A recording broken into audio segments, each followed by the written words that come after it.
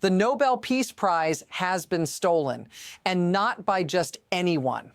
Right now, Donald Trump is publicly flaunting a gold Nobel Peace Prize medal, one he has no right to claim. He didn't earn it, he doesn't deserve it, yet here he is displaying it in his office, using it to send a dangerous message to the world. Why does this matter to you? Because this isn't just about a medal. It's about what happens when power plays like this go unchecked. What does this signal for the future of diplomacy, democracy, and your trust in institutions? Stay tuned, because this isn't the whole story. It gets worse. A lot worse. The situation has spiraled quickly. What started as a highly controversial moment, Trump flaunting a Nobel Peace Prize medal, has turned into something much darker.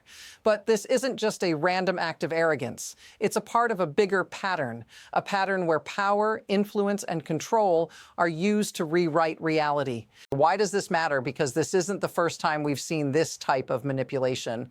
From backroom deals to public spectacles, this moment is just the latest in a long line of actions aimed at distorting the truth.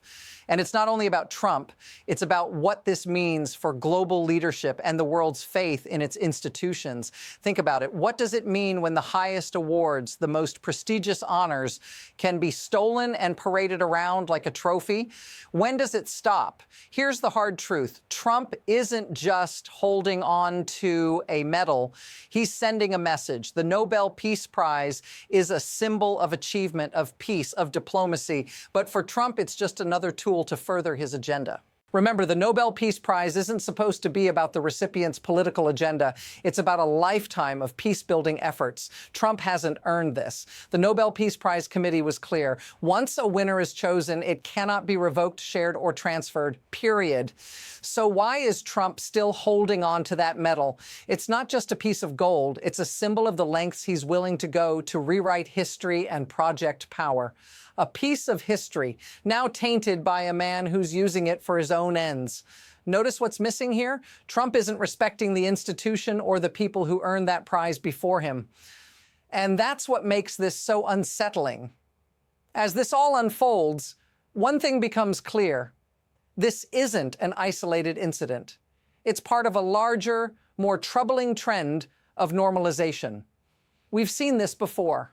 Leaders using symbols of power to distract from their actions, to manipulate and control. And it's working. Just look back at the last few years. We've watched leaders from all over the world chip away at institutions, twisting them to serve their own agendas. The Nobel Peace Prize was once sacred. Now, it's a token in a high-stakes political game. But here's where it gets dangerous. When the world's most respected institutions are treated this way, it sets a precedent. If Trump can flaunt this prize, what's next? How many other symbols of power will be bent, reshaped, and used for personal gain? This is more than just about one person. This is about the erosion of the values that have held global systems together for generations. But the situation is getting even worse. Trump's actions are already raising more questions, and now the contradictions are becoming impossible to ignore.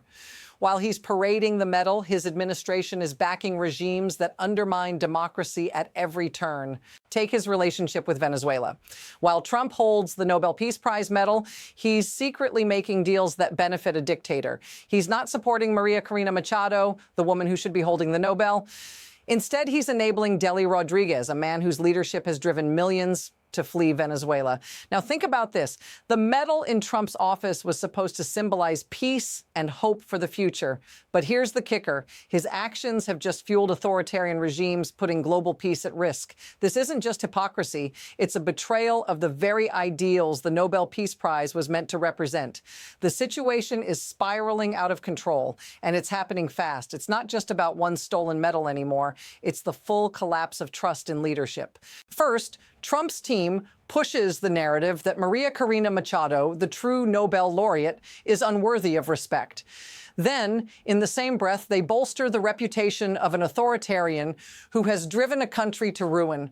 But wait, it doesn't stop there. In another shocking move, Trump's administration is funneling Venezuelan oil money not into U.S. coffers, but into a secret Qatari bank account. Why? Because this is bigger than just Venezuela.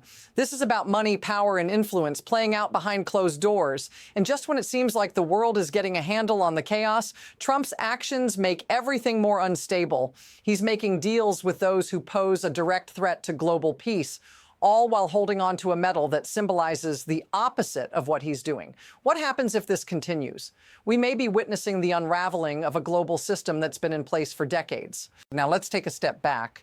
What does this really mean for the people who are most affected by all of this, the ones who aren't in power, who aren't sitting in high offices or making deals behind closed doors? For the everyday people in Venezuela, this is more than just a diplomatic disaster. This is about survival.